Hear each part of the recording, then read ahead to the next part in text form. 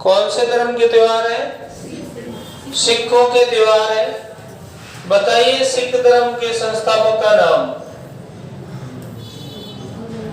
गुरु नानक। जैनों की तरह ही इनके भी 10 गुरु हैं। कितने गुरु हैं? जैनों में 24 हुए हैं। कितने हुए हैं? और इनमें कितने हुए हैं? 10। तो इनके पहले गुरु का नाम क्या है? गुरु नानक।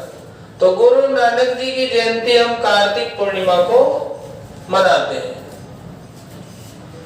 तो लिखो गुरु नानक जयंती कब मनाएंगे? कार्तिक पूर्णिमा। कार्तिक पूर्णिमा के मेले हम पहले ही पढ़ चुके हैं। तो एक तो गुरु नानक जयंती, उसके बाद आ जाओ लोहड़ी। कौन सा आएगा भैया? लोहड़ी। देखो अगर याद नहीं आए तो मकर संक्रांति के एक दिन पहले आता है। कौन सा? और कौन सी खुशी होती है? किसकी खुशी में मनाया जाता है? नई फसल की खुशी में। ऐसे संक्रांति भी उससे संबंधित है। तीसरा अपना कौन सा आएगा? बैसाखी। कब आएगा? 13 अप्रैल को। इस दिन क्या हुआ था? खालसा पंथ बना था इनका बैसाखी के दिन। तो ये पॉइंट लिख लो, खालसा पंथ सिख धर्म से संबंधित है। बस इतना लिखना है। राजस्थान जीके में इतना ही है। खालसा पंथ किससे संबंधित है? सिख धर्म से संबंधित है। जलियांवाला बाग इंडियन हिस्ट्री का पॉइंट है। बैसाखी के दिन घटा था। सिंधियों के त्योहार। किसके त्योहार? सिंधी समाज भी हमारे यहाँ पर पाया जाता है। और इनके जो देवता होते हैं उनका नाम क्या है? झूलेलाल जी। कौन से लाल जी? तो देखो झूलेलाल जो है यहाँ पर चेटी चंड का त्योहार मनाते हैं। आप बस इतना सा याद रखना कब मनाते हैं? चैत्र में। और याद नहीं रहे तो चे से ही जुगाड़ बैठ रहा है। चैत्र चेटी चंड। ठीक। कौन से देवता के अवतार है ये? वरुण किसका देवता है? जल का। वरुण किसका देवता है? जल के देवता है वरुण। चेटी चंड है। फिर कौन सा चंड है? आसू चंड। देखो महीना उसी से ही मैच करेगा। सिंधियों में याद करने की जरूरत नहीं है। ऐसे क्या बनेगा? आश्विन बनेगा। तो आसू चंड कौन से महीने में आएगा? आश्विन में आएगा।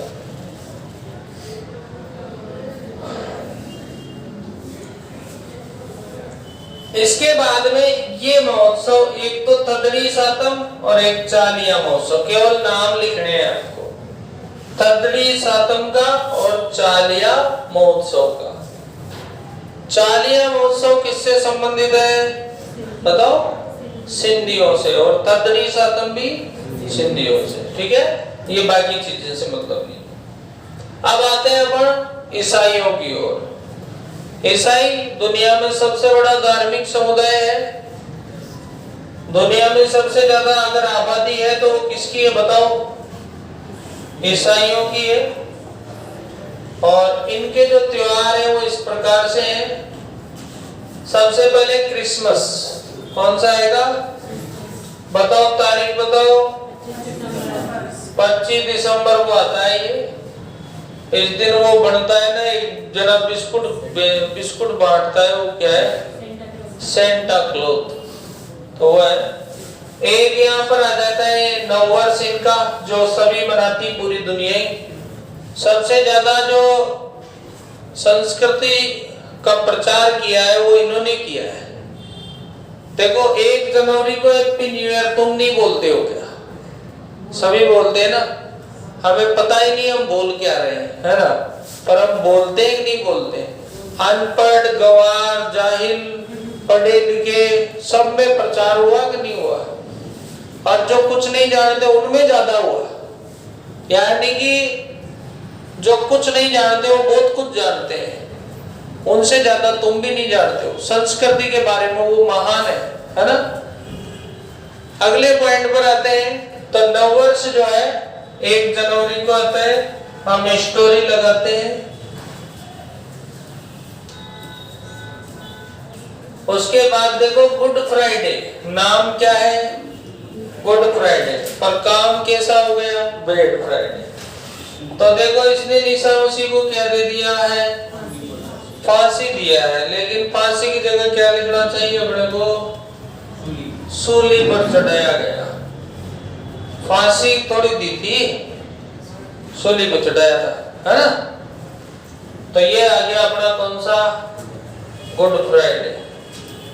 उसके बाद में आता है ईस्टर। क्या आता है ईस्टर। ईस्टर में क्या होता है, फिर से जीवित हो गए हो, मतलब क्या हो गए, पुनर्जीवित हो गए। तो लिखो ईसा मसीह पुनर्जीवित हुए। कब हुए भैया, ईस्टर के दिन हुए, पुनर्जीवित हो गए। ठीक, डेट वेट नहीं लिखना। फिर आता है असेंशन डे। कौन सा डे, असेंशन डे। कौन सा डे आता है, असेंशन डे आता है, जिसपे ये जो है स्वर्ग लोक, कौन से लोक गमन हो गए। तो ये है, अब हमारे जो है थोड़ा बहुत ये रिवीजन है मेलों से संबंधित, बहुत सारे मेले हैं, इनको देख लेंगे एक बार रिवीजन में। तो ये सभी प्रकार के थोड़े थोड़े अपने त्योहार देखें। अब अगला चैप्टर हमारा कल की क्लास में शुरू होगा, वो राजस्थान के, बताओ क्या, लोक देवता कर देते हैं।